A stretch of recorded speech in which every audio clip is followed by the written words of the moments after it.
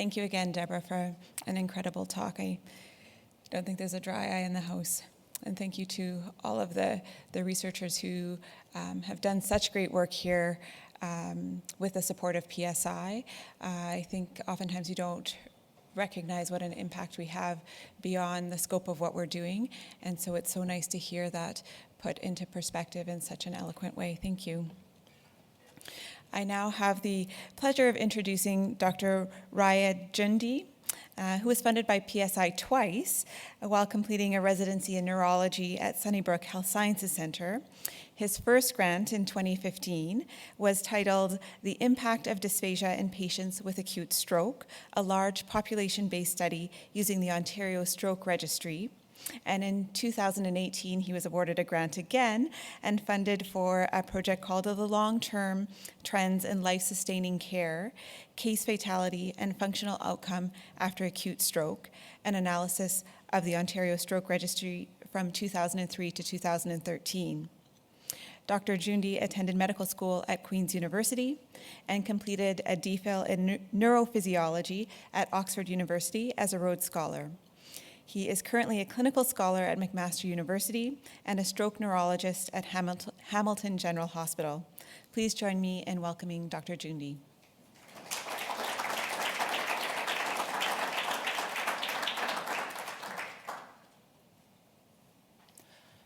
Thanks very much for that really nice introduction and for having me today. I'm really blessed to have been funded as a resident by PSI. I just want to mention that. It was so critical in giving me that early support and encouragement I needed as someone with fairly little training in clinical research to actually pursue it and engage in it, and was important to my having some early successes and building on that to where I am now, where I'm going. So I'm very grateful for that.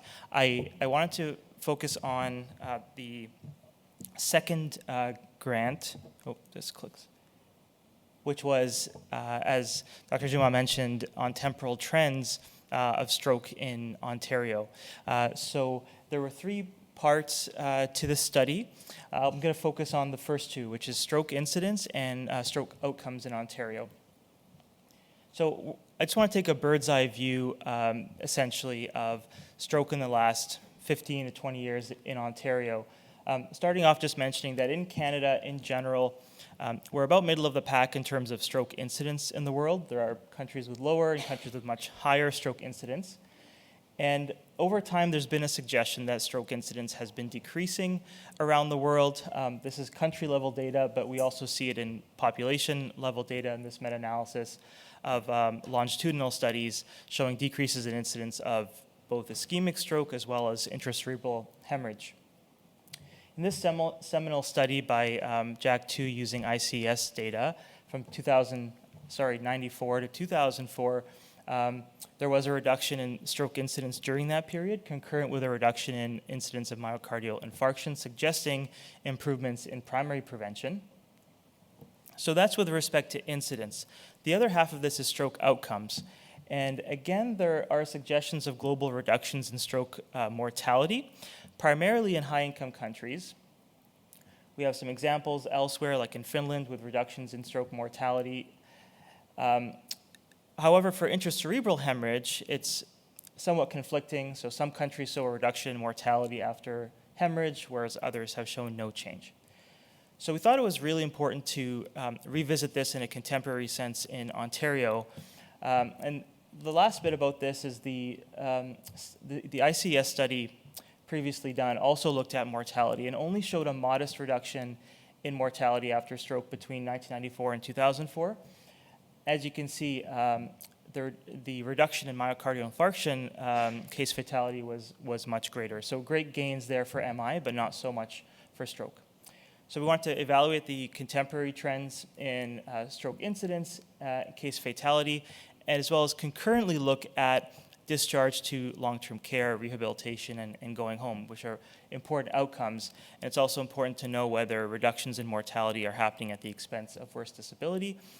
So we need to understand this burden in terms of resource planning, as well as knowing how we're doing when it comes to primary prevention and secondary prevention and stroke outcomes.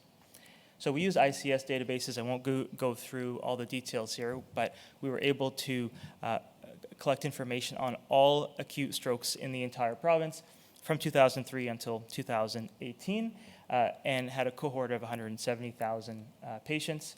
We excluded individuals who had had stroke in the past and had a one-year follow-up with a final follow-up date of March 2019. We had rich information given these linked databases, including comorbidities, stroke severity, use of life-sustaining care, and we looked at incidence as well as outcomes of 30-day, one-year case fatality, long-term care admission, and rehabilitation admission. So the first study was published in CJNS. This is focusing on incidence. The first element to note is that there's been an increase in the absolute numbers of individuals with acute stroke in Ontario, quite substantially in the last 10 years primarily. This has occurred for all age categories. And if we look at incidence per 100,000 people in the population, what we've seen is there's been an initial reduction in incidence between 2003, 2012 or so, and then a stabilization or a plateau and actually a reversal over the past few years with a slight increase in ischemic stroke incidence.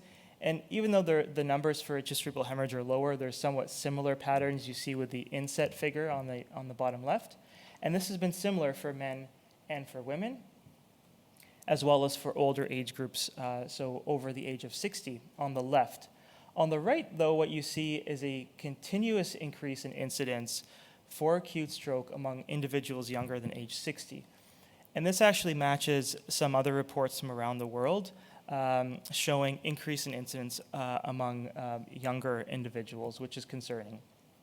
And if we look at the incidence rate ratios, we see that discordance between older individuals having, in the green and blue, a reduction in incidence in general, but then potentially an increase in the last few years, and younger individuals having this ongoing increase in incidence, even though the absolute numbers are much lower, proportionally there is an increase in the rate of stroke.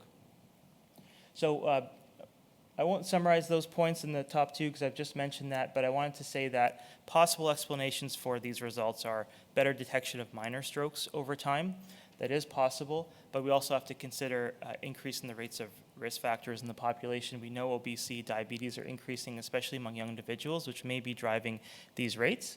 And younger individuals do have a relatively greater loss of independence and a greater number of years lived with disability after a stroke. So we do need to study this further and address why this is happening. And all of this is contributing to a rising burden of stroke in Ontario. Next study was on temporal trends and outcomes. So some great news here. So over the course of the study period, we see a continuous reduction in case fatality after stroke. So death within the first 30 days, as well as within 1 year, even in the last few years of the study period. So this speaks to improvements in the global stroke system of care. And we see it for ischemic stroke on the left, as well as intracerebral hemorrhage on the right, which is important because those with ICH have the highest mortality, and there have not been new acute therapies that can be offered. So that also speaks to the fact that something is improving with respect to the care of these individuals that is promoting better survival. We also see this quite consistently across age groups and by sex for both ischemic stroke and ICH. So pretty well a reduction across the board in mortality after stroke. Concurrent with that, we're seeing a couple other encouraging trends. So there's an increase in the number of individuals who are being discharged home directly from the hospital, an increase in the number going to rehabilitation, and a decrease in the proportion going to long-term care, both at discharge from hospital and also at 1 year. So that implies that not only are people surviving longer after stroke, they're also having better outcomes and with lower rates of institutionalization and higher rates of going to rehabilitation and having that chance at recovery and going home. So I really love Lord of the Rings. So I was really happy that this editorial came out about the paper at the same time. So if anyone recognizes this, congratulations. So they're saying the report, like the file of Galadriel, very dramatic, illuminates a path through the gloom towards improved stroke outcomes for all patients around the globe. So I would just adjust that to say the Ontario stroke system of care And cardiovascular care is really a vial of Galadriel, which is this vial with magical light in it that wards off darkness, and shows that with concerted efforts, provincially and nationally, we can achieve better outcomes over time, and we should continue to work on this, especially since we do not have post-pandemic data, and certainly we have lost some of those gains during the pandemic, so we need to understand more about that. Lastly, just want to mention, with potentially increasing incidence of stroke, reductions in mortality and aging population, we will have more and more people, unfortunately, having stroke in the population when looking at absolute numbers. So we need to also get better at understanding how to mitigate disability after stroke, improve quality of life and function. So again, I'd like to thank PSI as well as my mentor on this work, Moira Capral, and the remainder of the study team. Thanks very much.